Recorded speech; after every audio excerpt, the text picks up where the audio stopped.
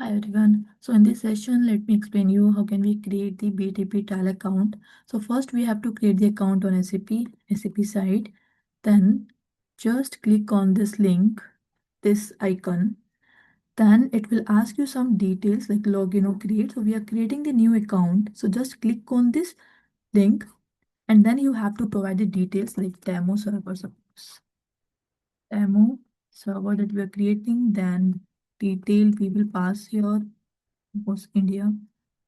Then business ID sign learning dot abap@gmail.com. Then company suppose others. Department information technology.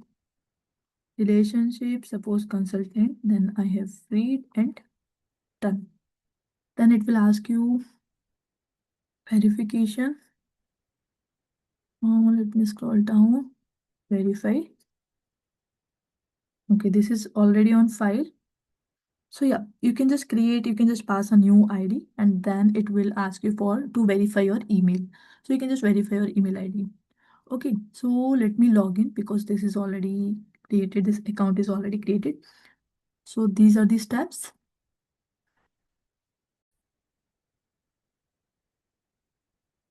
So yeah, now this account is created. And now the next step is we'll create the register at sap.com. Yeah, so this is done. This step is done. Now let me show you next step. Activate your account. That account is activated. Now log on to SAP BTP Trial. Okay. So now click on this link. I'll provide all these links. Then try now. Okay. So this account is created. This ID. This is your ID. Now copy this ID and you need to log on. Click this link. Okay. Then you have to provide the code here. Okay. So you can just provide the code and then request code, then you can just continue. Okay, that account will be created.